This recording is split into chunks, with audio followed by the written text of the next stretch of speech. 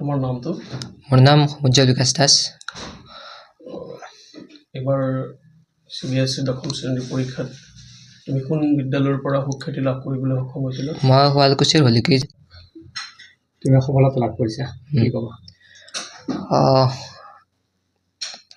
মই বহুত সুখী। কোন বিদ্যালয়ৰ পৰা তুমি পাছ কৰিলা? মই হলিকি স্কুল শুৱালকুছিৰ পৰা। কিমান নম্বৰ পাবলৈ সক্ষম হৈছিলা? 95.6%। আটাইকেইটা বিষয়ত লেটাৰ আছে গোটেইখন। আশা কৰা ধৰণে ফলাফল লাভ কৰি গৈছে। এটা ফিউচাৰ পৰিকল্পনা কেনেধৰণৰ? ফিউচাৰ ভাবিছোঁ হাই ছেকেণ্ডাৰীৰ পিছত মেডিকেলত যাওঁ। এনে আজৰি সময়ত পঢ়াৰ উপৰিও কি কৰিছিলা? গান শুনো মাজে মাজে। কিমান সময় অধ্যয়ন কৰিছিলা?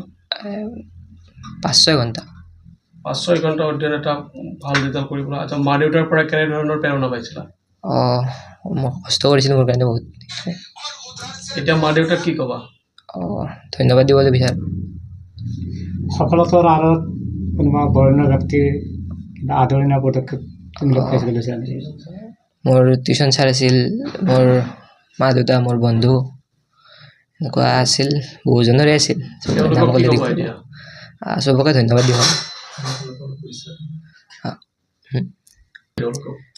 ধন্যবাদ দিবলৈ বিচাৰিম নিজৰ সময় ওলাই আহিলে। বিদ্যালয়ৰ শিক্ষক শিক্ষয়িত্ৰীসকলৰ কাৰণে কি বাৰ্তা দিবা? তেওঁলোকেও বহুত ছাপোৰ্ট কৰিলে, তাকেও থেংক ইউ দিলোঁ। হয়, আমি গাৰ্জেন হিচাপে বহুত সুখী। তেওঁ ভাবা হিচাপে আমি মাৰ্ক ঠিকে পাইছে, তাৰ কাৰণে আমি গোটেই সুখী।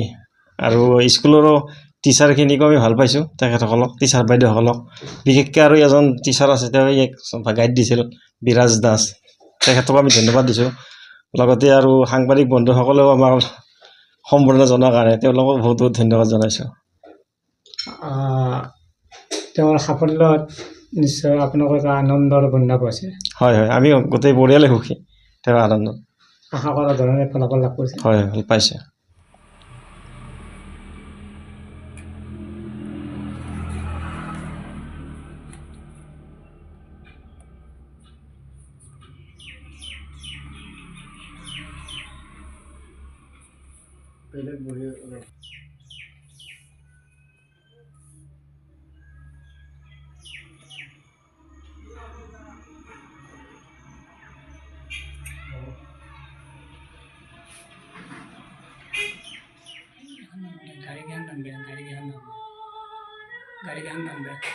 सबसे पहले आओ ये वीडियो देखते हैं फिर बात करते हैं। और एक छोटी बच्ची को